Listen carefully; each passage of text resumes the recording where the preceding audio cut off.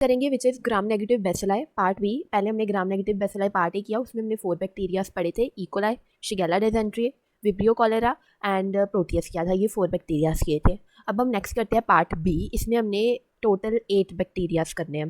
तो सबसे पहले स्टार्ट करते हैं विद सैल्मोनेला टाइफी। सबसे पहले इसकी इंट्रोडक्शन, तुम क्या बताओगे सैल्मोनेला टाइफी के बारे में कि सबसे पहले ये स्प्रेड कैसे होता है? So it is spread through the injection of contaminated food and water, मतलब कि ओरल फीकल रूट के थ्रू ये स्प्रेड होता है। ठीक है, एंड ये अफेक्ट जब सैल्मोनेला टाइफी हमारे अंदर चला गया तो ये कौन कौन से ऑर्गन्स को अफेक्ट करता है? इंटेस्टाइन को अफेक्ट करता है, लिवर को एंड ब्लड को। तो ट्रांसमिट कैसे हुआ? ओरल फीकल रूट के थ्रू, ऐसे नहीं respiratory droplets, person to person contact, these are not the mode of transmission, but contaminated food and water is the main cause. Clear है? फिर कौन से ऑर्गन्स अफेक्ट करता है? ये वाले, एंड पुअर सैनिटेशन वाले एरियाज में ये ज़्यादा प्रेवलेंट है इसकी infection. This is all about Salmonella typhi. अब इधर पहले चलो सैल्मोनेला टाइफी कवर कर लेते हैं। नहीं की इंट्रोडक्शन में तुम क्या लिख सकते हो, कैसे स्टार्ट करोगे इसके बारे में? तो ये वाले पॉइंट्स मैं हमेशा कहती होती हूँ कि ये वाले पॉइंट्स स्टार्ट करने से पहले उस बैक्टीरिया की इंट्रोडक्शन दे दो। ठीक है, अब क्लैप्सिला निमोनिया की इंट्रोडक्शन क्या है कि ये हमारे गट में एंड इन्वायरमेंट में नॉर्मली प्रेजेंट ही होता है, बट जब ये एक से दूसरी जगह चले जाएं या इसके जो स्ट्रेन्स जो कम्प्लीटली पैथोजेनिक है, तो तब ये इन्फेक्शन कॉज करना स्टार्ट कर देता है। ये क्या कॉज करेगा? देखो नाम बता रहा है, क्लैप्सिला निमोनिया। एक तो ये निमोनिया कॉज करता है, सेकंड ये मेनिंजाइटिस कॉज करता है, एंड थर्ड ये ब्लड स्ट्रीम इन्फेक्शंस कॉज करता है। अब इसका मोड ऑफ ट्रांसमिशन क्या है? ये पर्सन टू पर्सन कंटैक्ट के थ्रू, या अगर एक पर्सन ने कंटेमिनेटेड सरफेस पे हाथ लगा लिया जहाँ पर ये बैक्टीरिया प्रेजेंट था तब, या कोई सरफेस या ऐसे का फूड इक्विपमेंट्स के कंटैक्ट में आ गया, तो ये बैक्टीरिया ट्रांसमिट होता है। कॉज क्या करता है? मैंने क्या बोला? निमोनिया कॉज करता है, blood stream infection and meningitis cause करता है। पर्सन टू पर्सन कंटैक्ट या कंटेमिनेटेड सरफेस पे अगर के कॉन्टैक्ट में हम आ गए तो ये ट्रांसमिट होता है। क्लियर है? Third is haemophilus influenzae. तो जो हीमोफाइलस इन्फ्लुएंजाe है ना, ये हमारे अपर रेस्पिरेटरी ट्रैक्ट में, जब ये हमारा मतलब ये जब बैक्टीरिया हमारे अंदर जाएगा तो ये सबसे पहले किस एरिया को कोलोनाइज करता है? अपर रेस्पिरेटरी ट्रैक्ट को। अब ऑब्वियस सी बात है, इसका मोड ऑफ ट्रांसमिशन क्या होगा? रेस्पिरेटरी ड्रॉपलेट्स, जहां पर ये प्रेजेंट है वहां से तो ये ट्रांसमिट होगा, तो रेस्पिरेटरी ड्रॉपलेट्स के थ्रू ये ट्रांसमिट होता है। एंड ये क्या कॉज करता है? वैसे तो हमने पैथोजेनिसिटी पढ़नी है, बट एक बार बता रही हूँ, air infections, bronchitis, pneumonia and meningitis ये कॉज करता है। अब तुम ये बिल्कुल मत समझना हीमोफाइलस इन्फ्लुएंजा है तो ये इन्फ्लुएंजा कॉज करेगा। नो, जो इन्फ्लुएंजा है जो वो एक वायरल इन्फेक्शन है, वो वायरस कॉज करती है, नॉट अ बैक्टीरिया। ये निमोनिया, ब्रोंकाइटिस, एयर इन्फेक्शन ऐसी की चीजें कॉज करता है। सो ये हमने तीनों की इंट्रो पढ़ ली। अब हम पॉइंट से स्टार्ट करते हैं। First is morphology. तो हम पढ़ ग्राम नेगेटिव बेसिलाई रहे हैं, तो सारे के सारे रॉड शेप्ड होंगे। अब ये वाला सैल्मोनेला टाइफी है, ये क्लैप्सिला निमोनिया है, एंड इधर वाला हीमोफाइलस इन्फ्लुएंजा है। तो देखो इसकी मॉर्फोलॉजी देखो, इसके पास फ्लैजिला है। कौन से फ्लैजिला है? पैराट्राइकस फ्लैजिला है। इसके पास एडहेसिव्स है, मतलब कि फिम्बरे और पिलाई प्रेजेंट है, ये जो छोटे छोटे ब्रिसल लाइक स्ट्रक्चर्स हैं ये भी प्रेजेंट है। कोई स्पोर दिख रहा है? नहीं, नॉन स्पोरिंग है एंड नॉन कैप्सुलेटेड है। क्लियर? अब सेकंड है क्लैप्सिला निमोनिया, ये भी रॉड शेप्ड है, इसके पास कैप्सूल होता है। क्लैप्सिला निमोनिया के पास तुमने याद रखना है, के से क्लैप्सिला, के से कैप्सूल, याद रख लो, कैप्सूल प्रेजेंट है। इसका जो हम फर्दर बाद में लैब डायग्नोसिस पढ़ेंगे ना अभी, तो उसमें भी तुम्हें समझ आएगा कि कैप्सूल की कितनी इंपॉर्टेंस है इसका डायग्नोस बनाने के लिए कि पर्सन को इस बैक्टीरिया ने इन्फेक्ट किया या नहीं। तो ये कैप्सुलेटेड होता है, नॉन स्पोरिंग है, एंड कोई फ्लैजेला इसके पास नहीं है। हीमोफाइलस इन्फ्लुएंजा रॉड शेप्ड है, इसके पास कुछ स्ट्रेन्स के पास कैप्सूल होता है एंड कुछ स्ट्रेन्स के पास नहीं होता। इसके पास कोई फ्लैजेला नहीं है, and this is also non sporing. ठीक है, ये थी मॉर्फोलॉजी। अब है ग्रोथ फीचर्स। देखो हमने पहले जो पार्ट ए में ग्राम नेगेटिव बेसिलाई पार्ट ए में 4 बैक्टीरियाज पढ़े थे ना, मैंने तुम्हें चारों के चारों में सेम ग्रोथ फीचर कराया था कि वो एरोब्स होते हैं एंड कुछ स्ट्रेन्स फैकल्टेटिव एनारोब्स होते हैं। तो जो सैल्मोनेला टाइफी है ना, इसकी भी ग्रोथ फीचर्स उन चारों के जैसी ही है। एरोब्स है या कुछ स्ट्रेन्स फैकल्टेटिव एनारोब्स है। फैकल्टेटिव एनारोब्स मतलब अगर ऑक्सीजन है तो भी ठीक है, नहीं है तो भी ठीक है, मतलब ये ग्रोथ दोनों कंडीशंस में कर लेते हैं।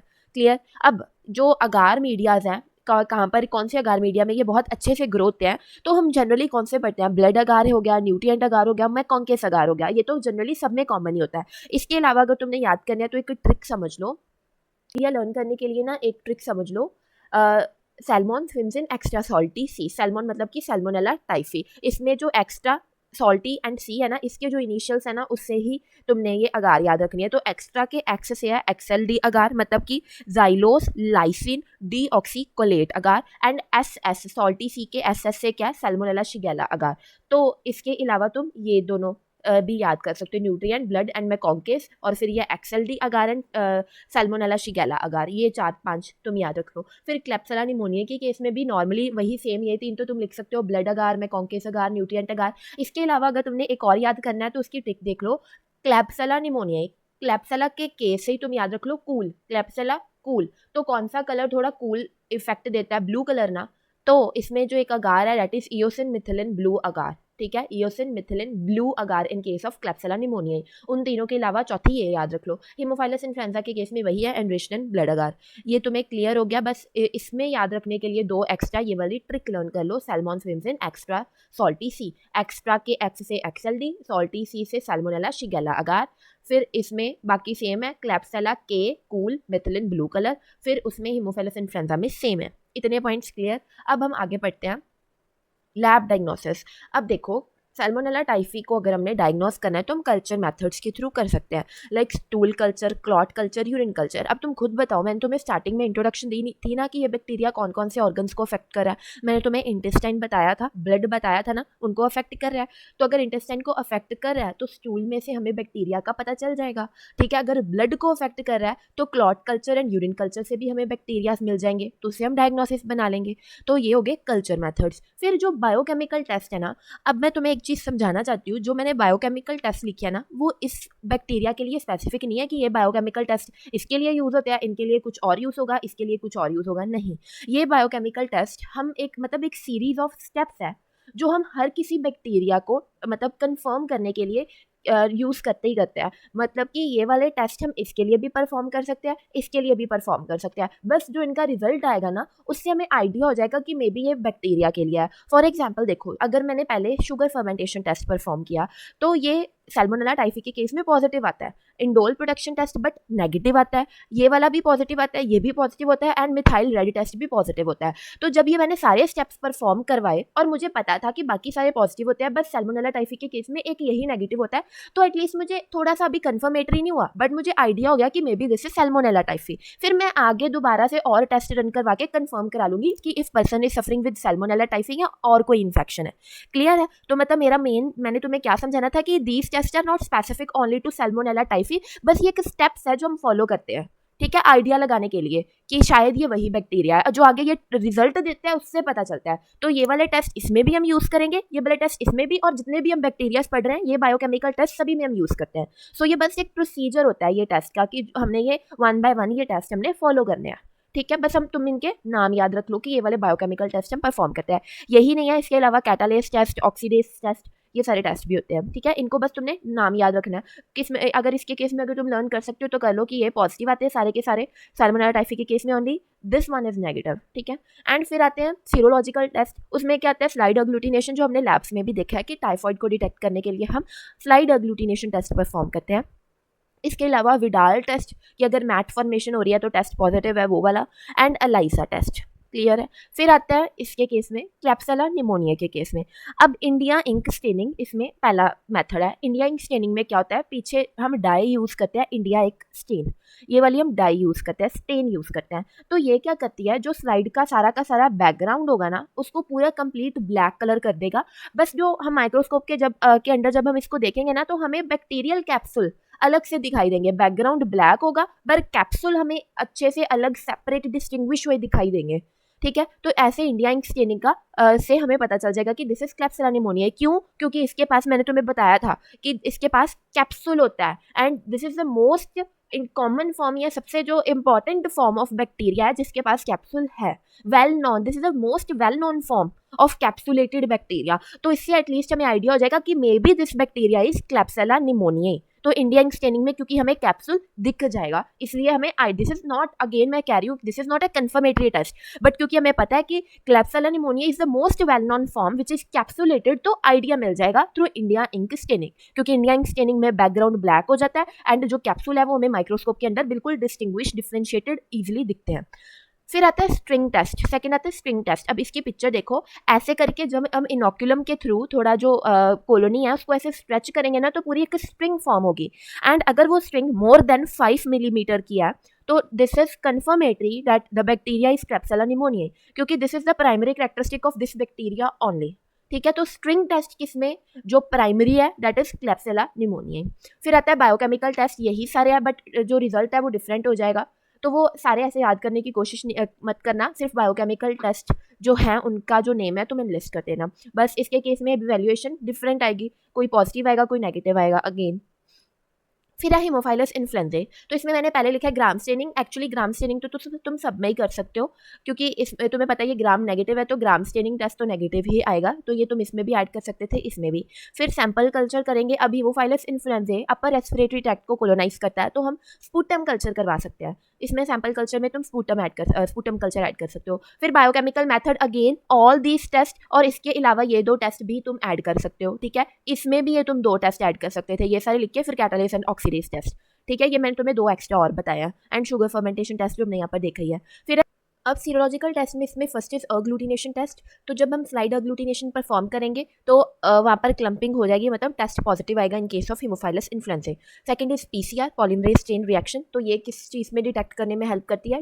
फॉरेन डीएनए एंड आरएनए को डिटेक्ट कर लेगी, तो पता चल जाएगा कि there is bacterial infection. Third is quellung reaction. अब इसको ध्यान से देखना। क्विलिंग रिएक्शन में क्या होता है, जो बैक्टीरियल स्पेसिमन है ना, हम उसमें एंटी सीरा को मिक्स कर देते हैं, जिसके कारण क्या होगा, अगर उस बैक्टीरिया के पास कैप्सूल है ना, तो वो कैप्सूल स्वेल हो जाएगा। तो हम माइक्रोस्कोप के अंदर वो स्वोलन अप कैप्सूल हमें विजिबल हो जाएगा, जिससे हमें आइडिया हो जाएगा कि दिस इज हीमोफाइलस इन्फ्लुएंजाe। एंड एक और चीज़, जो ये क्विलिंग रिएक्शन है, ये तुम इसमें भी कर सकते हो। क्लैप्सिला निमोनिया के केस में भी क्विलिंग रिएक्शन हो सकती है, क्योंकि उसके पास भी तो कैप्सूल है, ठीक है। तो ये यहाँ पर हमने लैब डायग्नोसिस कर लिए तीनों के। फिर आते हैं वायरुलेंस फैक्टर्स। तो सबसे पहला virulence factor of Salmonella typhi is invasions. Invasions क्या होते हैं? ये प्रोटीन्स होते हैं जो बैक्टीरिया को होस्ट के सेल के अंदर जाने में हेल्प करते हैं। कैसे? उसकी सेल वॉल्स, हमारी सेल मेम्ब्रेन को रप्चर करने के बाद जो ये इन्वेजन्स है, इनके थ्रू जो बैक्टीरिया वो हमारे सेल्स के अंदर चले जाता है और वहाँ पर जाके मल्टीप्लाई करता है और होस्ट सेल को डैमेज करता है। सेकंड आते हैं अडहेसेंस। तो इसके केस में हमने फिम्ब्रे पढ़े हैं कि इसके पास फिम्ब्रे प्रेजेंट होते हैं। तो सबसे पहले एडहेसेंस तो वही हैं, ये होस्ट सेल के साथ अडहेर करने में हेल्प करेंगे, वहाँ पर कोलोनाइजेशन करवाने में हेल्प कर रहे हैं। टॉक्सिन्स रिलीज करता है ये। तो सैल्मोनेला टाइफी मैंने तुम्हें बताया इंटेस्टाइन को अफेक्ट कर रहा है। कैसे अफेक्ट करता है? इंटेरोटॉक्सिन्स रिलीज करके। तो ऐसे करके ये टॉक्सिन्स रिलीज करता है। फिर एंटीजेंस प्रेजेंट होते हैं। एंटीजेंस क्या? इम्यून रिस्पॉन्स को ट्रिगर करने में हेल्प करते हैं बैक्टीरिया को। फिर आते हैं क्लैप्सिला निमोनिया के केस में, इसके पास भी एडहेसेंस प्रेजेंट है। फिर इसके पास कैप्सूल प्रेजेंट है, मोस्ट इंपॉर्टेंट, जो फैगोसाइटोसिस को, इसको फैगोसाइटोसिस से बचाएगा। फिर आयरन कैप्चरिंग कैपेबिलिटी। तो अब इस चीज़ को समझ लो, क्लैप्सिला निमोनिया के पास ये एबिलिटी होती है हमारी बॉडी में आयरन को कैप्चर करने की। क्योंकि देखो, जो बैक्टीरियाज होते हैं ना, उनको अपने मेटाबॉलिज्म के लिए, एनर्जी प्रोडक्शन के लिए, ग्रोथ के लिए एंड रेप्लिकेशन के लिए आयरन की रिक्वायरमेंट होती है। तो इसके पास ये बहुत बड़ा वायरुलेंट फैक्टर है कि ये हमारे अंदर का आयरन एब्जॉर्ब कर सकता है। ये एब्जॉर्ब कैसे करता है? एक स्पेशलाइज्ड मॉलिक्यूल्स रिलीज करके। उन मॉलिक्यूल्स का नाम क्या है? साइडेरोफोर्स, SIDEROPHORES वाले साइडेरोफोर्स। इन मॉलिक्यूल्स को रिलीज करके ये मॉलिक्यूल्स क्या करते हैं, हमारे अंदर जो आयरन है उसके साथ बाइंड कर जाएंगे। फिर इन मॉलिक्यूल्स को वो दोबारा से बैक्टीरिया रीअब्जॉर्ब कर लेगा। मॉलिक्यूल के साथ अब क्या बाइंडेड था? आयरन। तो इस तरीके से अगर पर्सन में वैसे भी आयरन डेफिशिएंसी है, तब भी ये बैक्टीरिया उसके अंदर से आयरन खींच लेगा, ठीक है। This is the iron capturing capability which is unique to klebsiella pneumoniae. फिर फोर्थ है कार्बापेनिमेज। अब देखो, इससे तुम्हें क्या याद आ रहा है? कार्बापिनम्स क्या?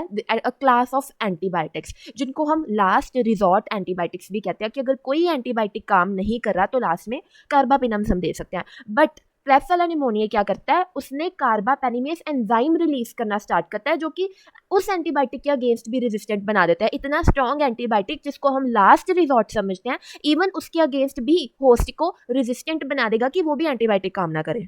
तो इसलिए ये भी एक बहुत स्ट्रॉन्ग वायरुलेंट फैक्टर है क्लैप्सिला निमोनिया का। इसमें हमने 2 बहुत यूनिक पढ़े, एक पढ़ा आयरन कैप्चरिंग कैपेबिलिटी एंड एक पढ़ा हमने कार्बापेनिमेज। फिर आता है हीमोफाइलस इन्फ्लुएंजाe। तो इसके केस में OMPs प्रेजेंट होते हैं, that is outer membrane proteins, जो कि inflammatory response and immune response trigger करने में हेल्प करते हैं। दूसरा, ये अडहेरेंस में भी हेल्प करते हैं होस्ट सेल्स के साथ। फिर सेकंड आते हैं लिपो ओलिगोसेक्राइड्स। जो लिपो ओलिगोसेक्राइड्स होते हैं, ये भी किस चीज़ में हेल्प कर रहे हैं? ये भी जो बैक्टीरिया है उसको इन्फ्लामेटरी रिस्पांस जनरेट करने में हेल्प कर रहे हैं एंड इम्यून इवेजन में। इम्यून इवेजन का क्या मतलब है? कि जब ये बैक्टीरिया हमारे अंदर आ रहा है तो हमारा इम्यून रिस्पांस तो एक्टिवेट होगा, तो हमारे इम्यून सेल्स इसके साथ बाइंड करने की कोशिश करेंगे, बट ये लिपोओलिगोसैकेराइड क्या करता है, उन मॉलिक्यूल्स को, हमारे इम्यून रिस्पॉन्स, हमारे इम्यून सिस्टम के मॉलिक्यूल्स को बाइंड ही नहीं करने देता बैक्टीरियल सरफेस पे, जिसके कारण वो उसको खत्म ही नहीं कर पाएंगे। तो इस कारण लिपोओलिगोसैकेराइड्स एक तो अडहेरेंस करने में, एक इन्फ्लामेटरी रिस्पॉन्स जनरेट करने में एंड एक इम्यून इवेजन में हेल्प कर रहा है, मतलब इम्यून सेल्स को, हमारे इम्यून सेल्स को बैक्टीरियल सरफेस पे बाइंड ही नहीं होने देते। कैप्सुलर पॉलीसैकेराइड मतलब कि कैप्सूल, वो फैगोसाइटोसिस प्रिवेंट करता है, एंड एंटीजेंस जो कि इम्यून रिस्पॉन्स जनरेट करने में हेल्प करते हैं। फिर पैथोजेनेसिटी, सैल्मोनेला टाइफी क्या कॉज करेगा, typhoid fever which is also known as enteric fever. इस केस में सारे जीआई रिलेटेड सिम्टम्स आते हैं, नॉजिया, वॉमिटिंग, कुछ भी डाइजेस्ट नहीं होता, loose motions, loss of appetite, fever, high grade fever is there, weakness. फिर आता है क्लैप्सिला निमोनिया, तो ये निमोनिया कॉज करेगा, एंड दूसरा ये hospital acquired infections and nosocomial infections cause करता है। And third is haemophilus influenza, ये दो तरीके की इन्फेक्शन कॉज करता है, invasive infection and non invasive infection. Invasive का क्या मतलब है, जब हमारी बॉडी के डीपर टिश्यूज अफेक्टेड है, इन्फेक्टेड है, मतलब कि इन्वेजिव इन्फेक्शन, जैसे मेनिंजाइटिस, कहाँ वो ब्लड से जाके मेनिंजिस को अफेक्ट करे, तो मतलब बॉडी के डीपर टिश्यूज ही अफेक्ट हुए ना। लैरिंजियो एपिग्लोटाइटिस, मतलब कि जो हमारा एपिग्लोटिस है उसकी इन्फ्लामेशन हुई है, एंड लैरिंग्स की। फिर न्यूमोनिया कॉज कर रहा है।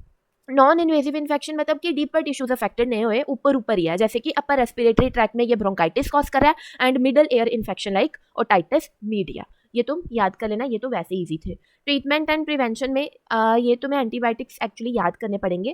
ट्रीटमेंट में एजिथ्रोमाइसिन, सिप्रोफ्लॉक्सासिन जो तुम्हें ईजी लगते हैं, बट इंपॉर्टेंट थिंग इज तुम इसकी वैक्सीन अच्छे से याद कर लो।